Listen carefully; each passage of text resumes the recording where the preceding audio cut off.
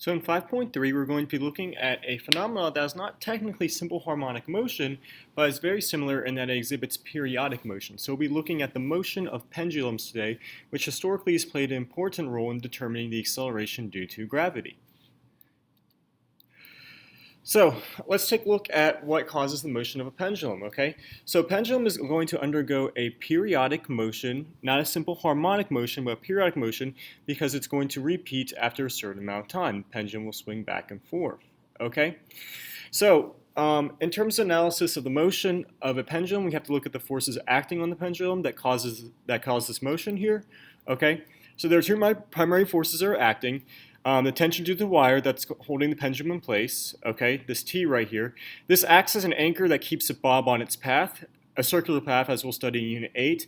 Otherwise, if we didn't have this tension here, our pendulum or pendulum bob would just fall to the ground due to the force due to gravity. So tension in this rope is like an anchor again that keeps our pendulum swinging in a circular path, okay? And then the weight/force due to gravity of the pendulum bob. This weight/force due to gravity is always pulling our pendulum down. So it's always trying to pull it towards this equilibrium point, but because of the tension here, the tension's not going to let our pendulum bob fall down to the ground or always fall to equilibrium point. So as a result, we get a nice compromise where we swing back and forth. So tension keeps us anchored in place, and then the force due to gravity is responsible for the acceleration of the bob along its path. AKA, as our bob falls, it's going to speed up as it reaches its equilibrium point. Okay? And then when it reaches its equilibrium point, it's at its maximum speed, and then it's going to start to slow down as it reaches its equilibrium point, or passes its equilibrium point, and reach its maximum amplitude. Okay? So the coordinate system that we're going to use in the pendulum system here is we take the y-axis to be along the wire, so that the tension always acts in the y direction. And we take the x-axis to be perpendicular to the wire so that we have a perpendicular component of gravity. So that way our x direction is always going to be pointing in the direction that our pendulum bob is going as it falls along its circular path. The x component of our force, which we'll call F parallel, that points in the x direction here, is going to be mg sine of theta, okay? We get this through a little bit of application trigonometry. We can take note of the fact that we have similar triangles right here between our length L and the wire, and then right here between our force due to gravity and the y and x components of the force due to gravity. So we can have an angle theta right here between mg and this, I have this mixed up. This should actually be our parallel component right here. Okay, so we have this angle theta between mg and our parallel component, and then using trigonometry, we can use that to solve for our perpendicular and our parallel component. Specifically, this should be actually our perpendicular component. It should read that our perpendicular component is mg sine of theta, and that our parallel component, aka the component that runs along and parallel to a wire, is mg cosine of theta. Okay, so this is very similar to the forces acting on an incline. Okay. So these are forces that you will have to know from memory here, okay? And then the magnitude of our parallel acceleration, or better said, our perpendicular acceleration, because this is taking into account acceleration along the x direction, is going to be g sine theta, the same thing that we got for along the incline, okay? So as a result right here, our acceleration is always going to be perpendicular. Again, it's a typo right here, it shouldn't say parallel. It's always going to be perpendicular to our path, okay?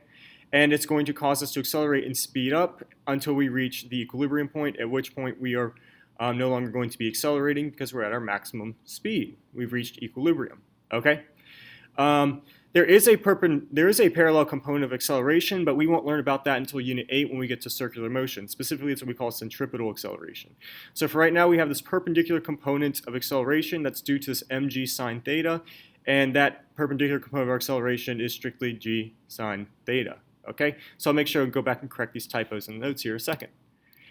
All right, so let's talk about the period of a pendulum now. Okay, so the period of a pendulum will depend on two factors. The length L of the pendulum, this is a direct relationship with the period. As the longer the length for a given angle, And thus, for a given acceleration, the longer the path is that has to be traveled by the pendulum. So if we increase the length of our pendulum right here, our pendulum is going to have to travel a longer circular path in order to complete one motion, or one cycle of motion. So as a result, the period will get longer as the length L of the pendulum increases.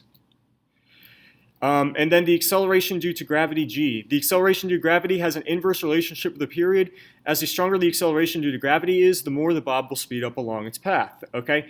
Again, the acceleration due to gravity is the principal, the force due to gravity is the principal force responsible for accelerating our system. So as a result, the acceleration due to gravity is going to have an inverse relationship with our period. The stronger our acceleration due to gravity, the stronger the acceleration will be, and thus the more the bob will speed up along its path. Okay? The angle from which we release the bob, what we call the amplitude, has no effect on the period.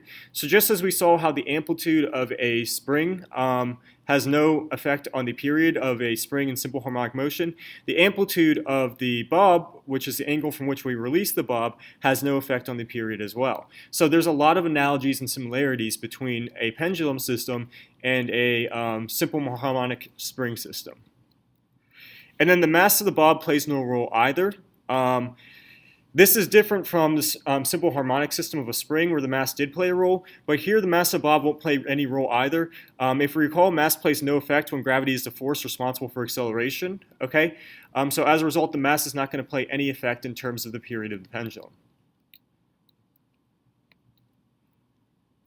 And then the equation for the period of the pendulum to capture all of these features together, length and acceleration due to gravity, we have that t equals 2 pi square root of L divided by G. This is on your equation sheet, but you should make sure you understand that the relationship is being shown in the equation. Specifically, that T has a direct relationship with L and an inverse relationship with G, just as we've been talking about.